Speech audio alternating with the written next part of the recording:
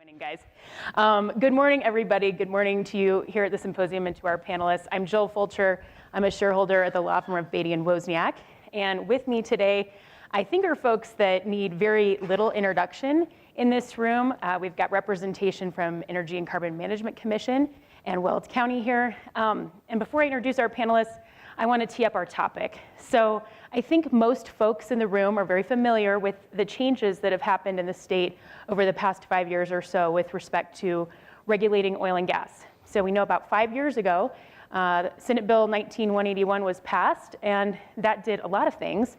But one of the many things it did is it elevated local government's authority and control over siting of oil and gas locations. It also then triggered the mission change rulemaking, and that went into effect about 3 years ago, a little more than 3 years ago. And as part of that rulemaking, the commission elevated the importance of coordination between local governments and the ECMC and then other referral agencies like CPW and CDPHE. So what we want to do today with the time we have with this group is talk through the last 3.5 years or so, do a little bit of a look back, and think about what is really working and what is working well and what has been like success stories over the past 3.5 years with these changes, and then where we have opportunities perhaps to recalibrate a little bit or to see continued improvements. So as Kirby mentioned, we've got Chairman Robbins here, Chairman of the Energy and Carbon Management Commission. Ben Frissell is here, and Ben is the manager of the Planning and Permitting Department at ECMC, and that is the department that oversees oil and gas development plans and oversees the review of those plans. And then finally, we have Jason Maxey, and Jason is the director of Weld County's Oil, Gas, and Energy Department. So with that, we'll get right into it, and we'll start with maybe the good stuff. So Jason, I'm going to start with you, and maybe if you could, thinking back since 2021 and the start of the mission change rules, what's been kind of the success story when it comes to coordination between local governments and ECMC? Sure. Thank you, Jill.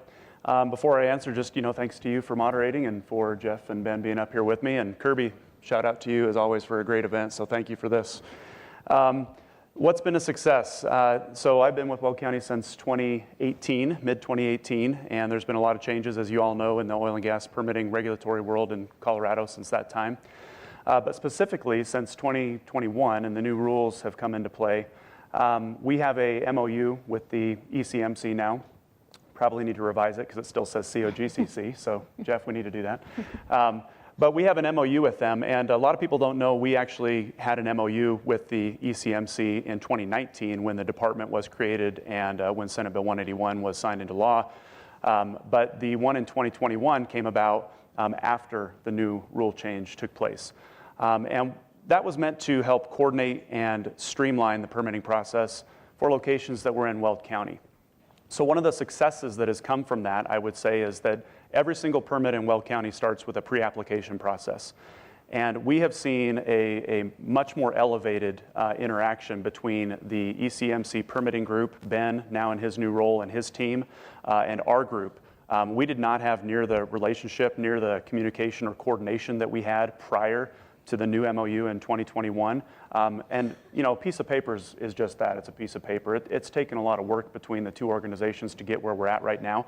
But there has become a very much more so heightened engagement by the ECMC into our pre-application process, which is absolutely necessary when you're talking about proper planning for the future. Awesome. Yeah. Jeff, I guess along those same lines, would you say as a commissioner that most of the oil and gas development plans that have come before you have reflected pretty strong coordination between local governments and the ECMC and also other referral agencies, I would add?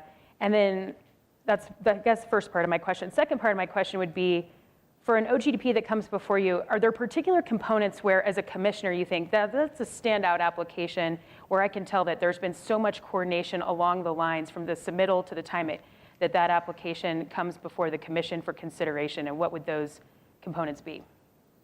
Great. Thank you, and thanks everyone for being here. It's really a pleasure to speak to everybody about ECMC and the work that we're doing. With regard to coordination, I agree with Jason, and I would agree with a lot of the other local government faces that I see in the room, that there is a tremendous amount of coordination between the Energy and and the relevant local governments that permit oil and gas. And I speak to that not only from a 181 perspective, but going back in time before my stint as director and before my stint as chair, I was a local government lawyer that represented local governments before the commission.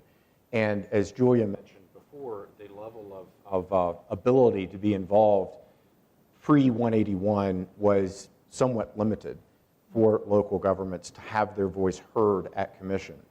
I think one of the things that we've done successfully is at the commission create opportunities for local governments to be involved in our permitting process, for the commission to listen to local governments at those hearings, to understand the land use and surface issues that local governments consider as we consider all the elements of 181 and the permits that we have in place. I would look to a specific rule, 604B4, which talks about something that can be approved even if it's closer than 2,000 feet to building units, and one of the pivotal elements to that is the local government consideration, and I know that myself and my fellow commissioners really take that to heart as we think about whether a proposed location is approvable or not. So I guess that's answering the first question. What was the second one? Well, if there's components of an oil and gas development plan that come before you that really will demonstrate strong coordination, maybe more so than others, where whether it's maybe some of the comments either on the record or in the record that demonstrate good coordination between referral agencies, local governments, and the staff. Yeah, and I think that can happen, and the reverse of that can happen too, where we have applications in which we don't see a healthy dose of local government coordination or a healthy dose of CPW consult or CDPHE consult. But when we do see it, it does make the job of the commissioners, I think, a touch easier, because we're able to sort of parse through the record, get a sense of where the local government is, where the relevant other agencies are. When all of that is kind of tied up, 1, 2, 3, 4, it makes the consideration of the application much easier for the commission to digest and understand. Yeah, absolutely. Ben, Jason had mentioned the pre-application process, and it's been my experience that often ECMC staff is in attendance at those pre-app meetings. I don't know that was the case early on, but certainly seems to be the case now that you have ECMC staff in attendance. I guess first question for you is it typical now pretty much always to have an ECMC staff member there? And to what degree is your staff working to really address siting concerns even as early as that pre-application meeting with Weld County? Sure, thanks, Jill. We do attend. I will say that we have been more vigilant in that respect in the past year, and that I have worked with Jason in the past and helped at my time at Weld County, so I do know him from that role as well. But we do attend, and we try to make sure that we review the materials prior to, and that we have staff there that would address not only potential concerns from the ECMC standpoint, but just also potential concerns maybe that we point out and try to have that collaboration with Weld County in all pre-applications as well.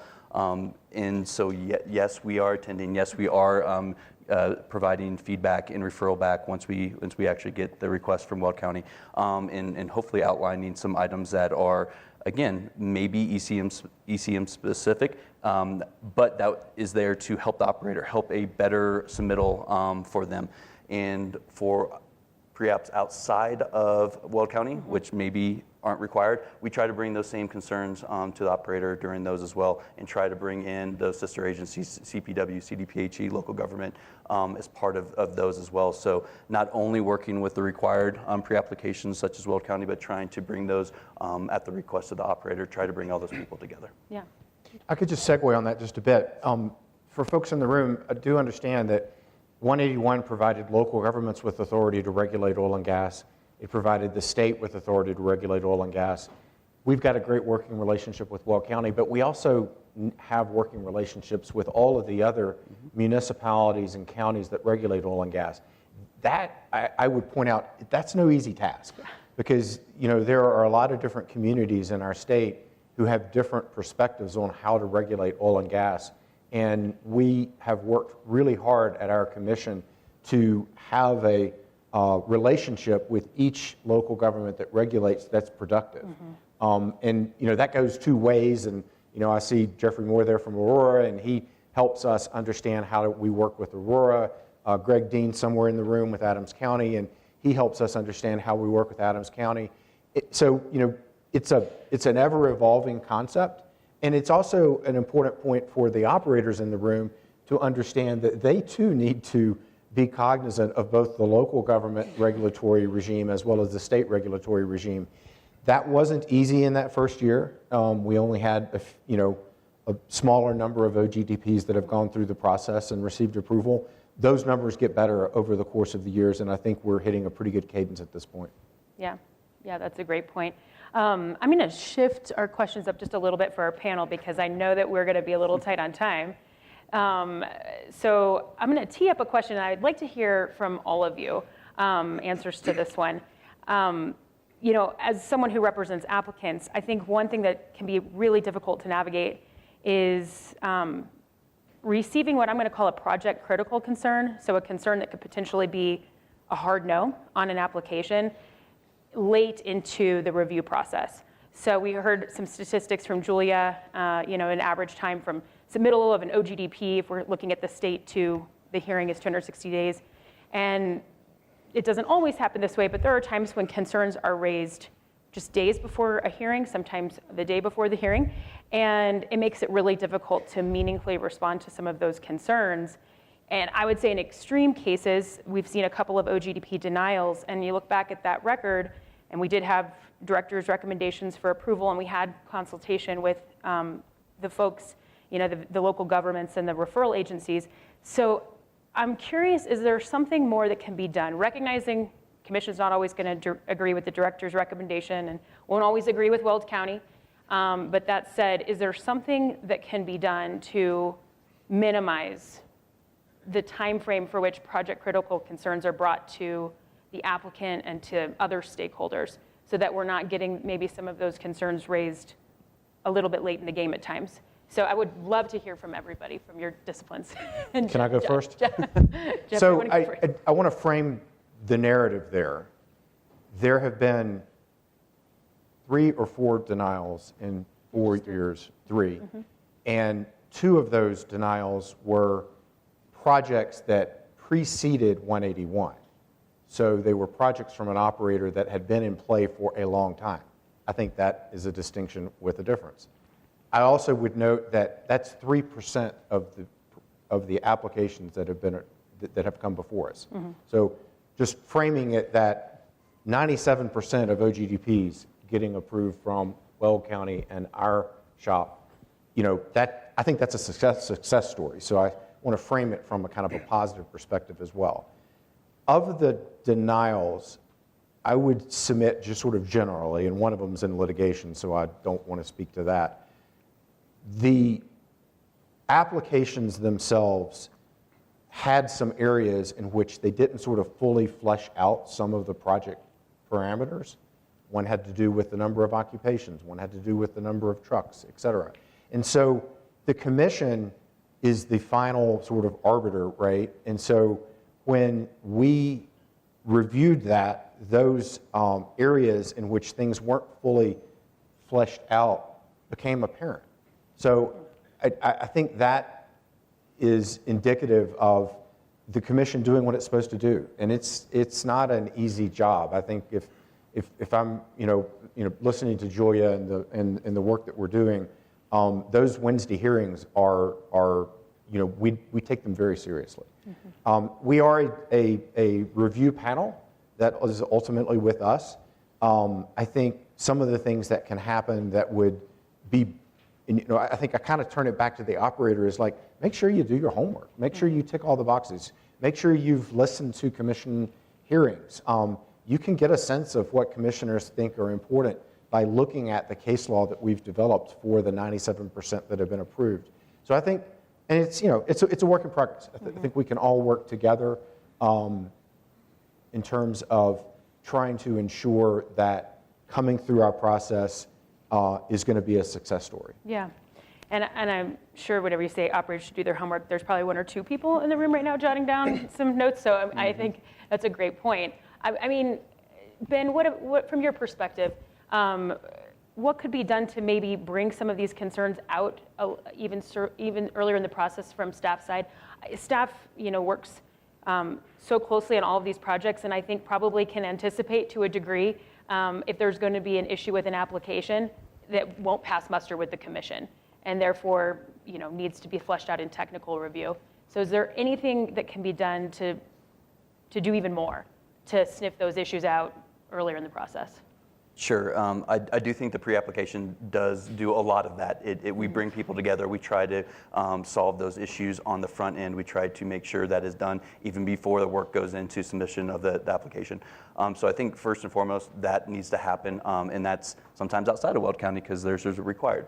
But that is one of them. And then also just having that good relationship with our location assessment specialists, just making sure that if you have a question, they're there to answer it. If you have a concern, they're there to help you to figure that out. And then also to make sure that when that DR comes out, please make sure that you're reading it. That is our recommendation on director's behalf to the commission. Our notes are in there, and I think Julie put down, 2 locations might be 11 pages. There's a lot of good information in there. That means that there's something that our location specialists are highlighting for concern and or just to note, and anticipate those questions, try to work with them at that stage. I don't like to get at that level, but sometimes that's all the rules are met, and we can move forward with that application. And there is going to be different review bodies, meaning, as Jeff said, the commission kind of does their own review, and we do ours. We want to make sure that we are providing the best service to get to there and have an approvable application. However, there are instances in which things come last minute. There's an instance where something was not described the same way to us as it was described to the commission. In those, that consistency across what you're describing is really probably going to be the key player for us. Yeah. I'll throw in Weld County's 2 cents here. We cannot stress enough the importance of the pre-app meeting. So from a few different angles. Number one, Weld County runs the pre-app. Okay, our staff runs the pre-app. I got my 3 staff members over here, so shout out to them and all their hard work that they do. If you haven't met them, please meet them. Jennifer, Kelly, and Stephanie. They work really hard to set this up. We go out to the field, we visit it, we look at all alternatives from a siting location perspective. From the other jurisdictional entities, whether it's another local government that we invite, whether it's the ECMC that is required to be there, CPW is required to be there, especially in HPH areas. We have started integrating CDPHE and BLM into our pre-app process and let them make the decision if they need to be there based on their criteria that they're concerned about. Regardless of that, I don't care what state agency you are. I'll say right now, if you say during the meeting, we'll take this question offline with the operator, I'm going to say, pause, time out. No way, let's have it right here. We need to have a discussion here. The proper time for planning is at the pre-app, not when an application gets dropped on your desk. That's too late at that point to start making major changes. Let's have the conversations up front. From the operator standpoint, make sure you have the right people there. Some of the right people are going to be your surface land team who did the legwork out with the landowners to site the location that is your preferred location. I understand having regulatory there. We're not getting into the weeds about subsurface geology and about pipeline contracts that you guys might have. That's not the point of the pre-app. Those things come with more detail later on. The people who can talk about the siting, that is one of the most critical pieces to the pre-app. Yeah, that's a great point.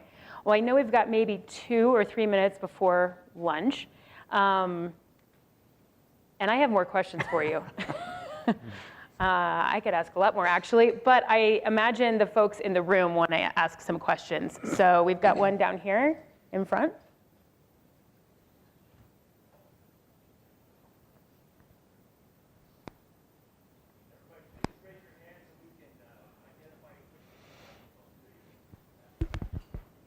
Hi, Carmia Woolley with BLM. So thank you for mentioning BLM, because what we found, even before Senate Bill 19181, before things really changed and new rules were in place, pre-planning was critical, absolutely critical, because operators put so much planning and effort into the design, into assessing locations, and then bringing their engineers out, right, doing the surveys, all of that. But if you do pre-planning, as we call it, then We you need can, to be a lot quicker. We're really break about a minute and a half. okay, then it's great in that you can just bring out a few folks and look at a few sites and say, is it a go or is it a no, right? Like you can automatically say, that's absolutely going to be a no-go, look at a different location. Saves a lot of time, and it's great, when everybody's at the table having the same conversation, we're all on the same page, saves a lot of time and effort, so that way when things are on paper, everybody's on board and it can be streamlined. Thank you.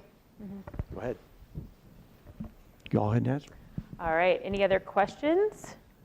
Well, that was a comment, not a That was more of question. statement. Yeah, but it's a great point good from point. BLM, so for those of you Does with anyone federal have a lands- quick question?